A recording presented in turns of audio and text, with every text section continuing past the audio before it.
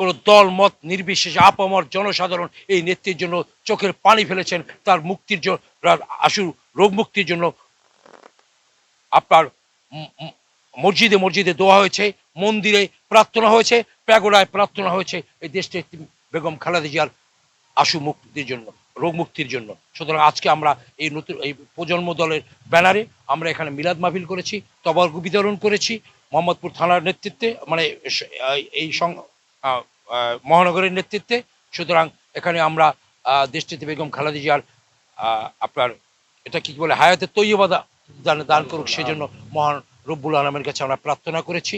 আমরা এবং শুধু তাই নয়, আমরা বলেছি যেন তার মুক্তির, রোগ মুক্তির জন্য দরকার হলে আপনারা যে যেখানে আছেন, যেই অবস্থায় থাকেন, নামাজে রোজা রাখবেন, নামাজ পড়বেন, দান করবেন এবং চোখের পানি ফেলে আল্লাহর কাছে দোয়া করবেন যে আল্লাহ আমাদের এই গরিব রাষ্ট্রটাকে, যিনি আমাদের সবসময় ছায়া দিয়েছেন সেই 82 সাল থেকে আজকে পর্যন্ত, যার নেতৃত্বে বাংলাদেশ ঐক্যবদ্ধ হয়েছে, যখনই দেশে কোনো সংকট হয়েছে দেশটিতে বেগম খালেদা জিয়ার মাধ্যমে এদেশের মানুষ ঐক্যবদ্ধতা পোষণ করেছে। সুতরাং সেই নেত্রীর আমরা রোগ মুক্তি কামনা করি।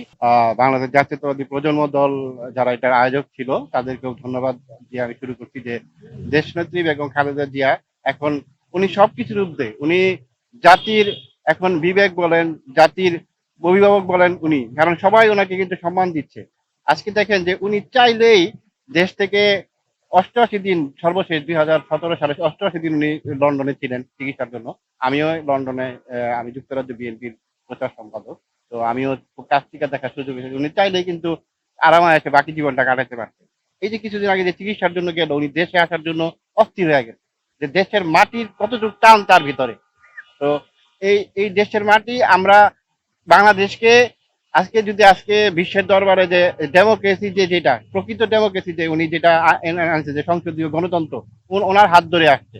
আজকে দেখেন যে আওয়ামী লীগ বলে যে মুক্তিযুদ্ধ মুক্তিযুদ্ধ, অথচ মুক্তিযুদ্ধ বিষয়ক মন্ত্রণালয় কিন্তু তার হাতে ধরা। আজকে বলে যে ডিজিটাল বাংলাদেশ কিন্তু প্রথম বাংলাদেশ আইসিটি মিনিস্ট্রি যে করছে, এটাও কিন্তু বেগম খালেদা জিয়াই করছে। আওয়ামী লীগ এখানে ছিল চাপার জোর, কিন্তু প্রকৃত কিছু করার তাগিদ কিন্তু দেশনেত্রী বেগম খালেদা দিয়েছে। দেখেছে আজকে সারা পৃথিবীর বড় বড় দেশ ডাক্তার পাঠাচ্ছে তাকে তার সে চিকিৎসার জন্য। তো আমরা আজকে এই জন্যই এখানে এটার আয়োজন করা হয়েছে যে উনি বেঁচে থাকলে বাংলাদেশ আরো বহুদিন বেঁচে থাকবে।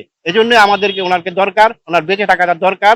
এজন্য সবাই তার জন্য দোয়া করবে। 3 বারের প্রধানমন্ত্রী, দেশমাতা, আপসহীন নেত্রী, গণতন্ত্রের মা, তার জন্য আমরা দোয়া মোনাজাতের আয়োজন করেছে মোহাম্মদপুর থানা কমিটি।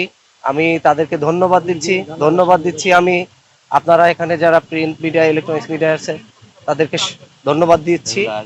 আমি এই দেশের মাটি ও মানুষের নেত্রী দেশনেত্রী বেগম খালেদা জিয়া বিগত স্বৈরাচারের আমলে উনি অনেক অত্যাচার, নির্যাতন, জুলুম সহ্য করে উনি দেশের মায়ায়, এদেশের জনগণের মায়ায় উনি এদেশেই থেকে গেছেন। উনি কোনো কম্প্রোমাইজ করেন নাই। তো সেই নেত্রী এদেশের জন্য, আগামী বাংলাদেশের জন্য অতীব গুরুত্বপূর্ণ। তাই আমরা দেশনেত্রী বেগম খালেদা জিয়ার জন্য, শুধু আমরা না, সারা দেশবাসীর আমপর জনতা তার জন্য দোয়া করতেছে। আমরাও তার জন্য দোয়া করতেছি। আল্লাহ রাব্বুল আলামিন যেন তাকে নেক হায়াত দান করেন এবং তার যে আশু রোগ মুক্তি, সেজন্য আমরা দোয়া করছি। এবং আল্লাহ তাআলা এই দেশের জন্য, আগামী বাংলাদেশের জন্য, দেশের মানুষের জন্য যেন তাকে বাঁচিয়ে রাখেন।